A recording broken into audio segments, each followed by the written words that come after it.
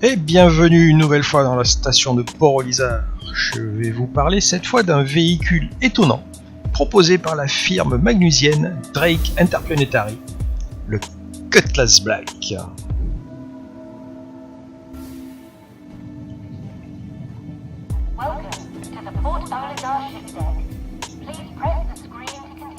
Lorsque l'on récupère la première fois son Cutlass sur le landing pad, ce qui frappe surtout, c'est son caractère bestial. Une sensation de rusticité et de solidité s'en dégage avec quand même une grosse pincée d'agressivité. On sent que tout cela a été bien étudié par les ingénieurs de Drake Interplanetary, qui ont également produit de nombreux autres vaisseaux, comme par exemple le Buccaneer, ou bien le Herald, le gros Caterpillar, la moto Dragonfly et la famille des Cutlass avec leur déclinaison en blue, en red et en black.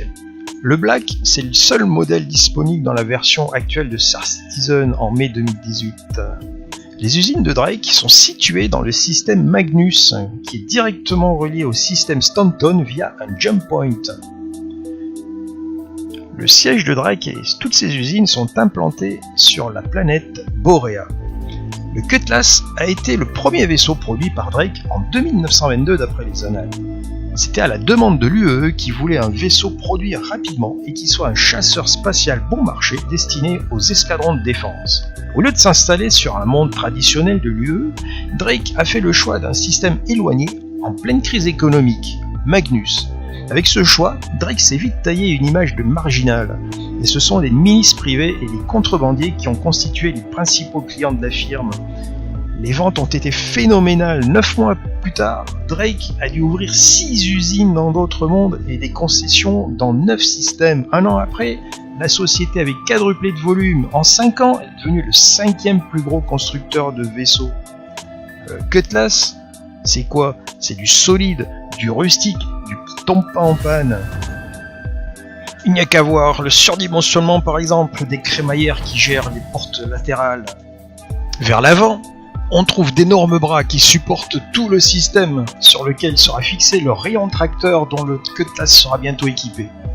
Le cockpit, caractéristique du Cutlass, propose une verrière de belle taille ainsi qu'un système d'éclairage au xénon amorphe enrichi à l'iode qui reste malheureusement encore à améliorer. On trouve également un train avant de toute beauté avec ses griffes de préhension. Le tout est réalisé avec des pièces massives qui respirent la solidité. La cinématique du train a été bien pensée afin de se déployer en s'agrippant. Voyez plutôt.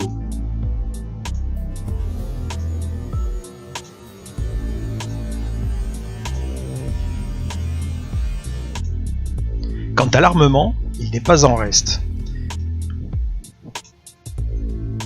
La monte d'origine comporte 4 Badger Repeater de taille 2 sur et sous les ailes avant. Sur le dessus du fuselage, on trouve 24 missiles Tempest de taille 2 également, répartis dans 2 racks, un de chaque côté. Et enfin, une bonne grosse tourelle avec 2 canons Panther Repeater également de taille 3. Donc si on résume rapidement, 6 canons, 24 missiles, il y a du répondant là-dedans, non? Allez, on va monter à bord du bestiau. Alors on accède à l'intérieur du vaisseau par l'arrière de la soute. On arrive alors dans un grand espace équipé de 6 sièges au confort spartiate. Ici, pas de Moleskine ou de revêtement en Alcantara Angora par exemple. Pas de siège moelleux où on pourrait s'enfoncer. C'est du rude, du fonctionnel, mais mine de rien, ça veut dire qu'avec le Cutlass, on peut faire du transport de troupes. Et encore une corde de plus à son arc. Alors, les portes latérales peuvent se commander bien entendu depuis le poste de pilotage, mais aussi directement à partir de l'intérieur de la soute. À gauche, à droite. Voilà. Alors le câblage de tous les éléments, c'est pas super chiadé, mais enfin bon, c'est du Drake, hein, c'est pas cher, c'est fonctionnel. Voilà, par là on accède à une petite zone privée. Là, des racks pour poser nos armes avant d'aller se reposer. 2 petites couchettes.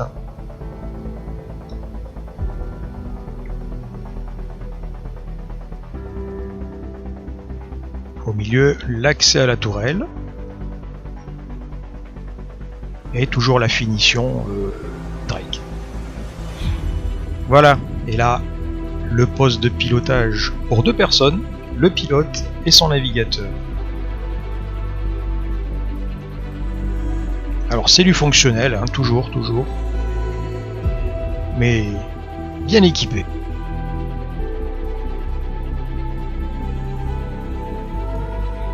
Alors avant de prendre position dans le siège du pilote, toujours penser à couper sa torche, sinon on va être ébloui. Et là on y va, on se met en position, on active les moteurs, les contacts. Tous nos écrans de contrôle sont opérationnels, on peut y aller. Le Cutlass est vif, hein, il a 2 gros moteurs, ça lui permet d'avancer. Alors vitesse de croisière du Cutlass, 220 mètres secondes, ce qui fait 800 km/h. Et vitesse maximum en afterburner, 1113 mètres secondes, correspondant à 4000 km/h. C'est pas rien. Allez, là un petit quantum travel direction Démarre, une des lunes de la planète géante gazeuse Crusader. Je profite du voyage vers les paysages désertiques de Démarre pour faire un petit bilan final du Cutlass. En fin de compte, c'est un appareil redoutable. Alors oui, il lui manque les sièges en cuir, les reflets chromés d'un vaisseau de luxe de chez l'origine, ou bien la fiabilité à toute épreuve des vaisseaux de chez Rover Space Industries. Par contre, il peut être construit rapidement à partir de matériaux répandus sur la quasi-totalité des planètes connues. Et surtout, il peut être construit pour à peine le quart du coût d'un vaisseau comparable. Enfin, il est capable de faire des tas de choses. Alors, par exemple, il est tellement bien armé avec sa simple dotation de base qu'il peut faire donc soit escorte, soit directement, carrément, chasseur d'attaque. Alors il peut faire du transport de troupes, pour attaque également, ou soutien avec ses 6 sièges.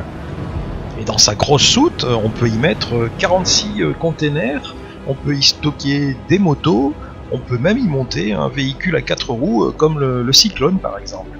Alors bientôt, en plus, il sera équipé d'un faisceau tracteur.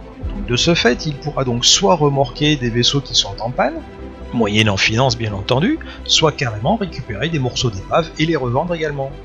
Le Cutlass, on peut le piloter tout seul, à 2 avec un navigateur, ou avec en plus un PNJ pour en tirer le meilleur.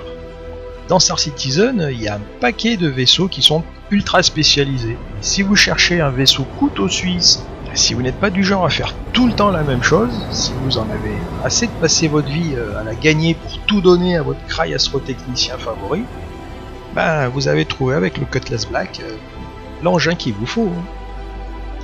Et voilà, c'est fini pour la petite présentation du Cutlass Black dans la version présente dans la 3.1.4 de Star Citizen, début juin 2018.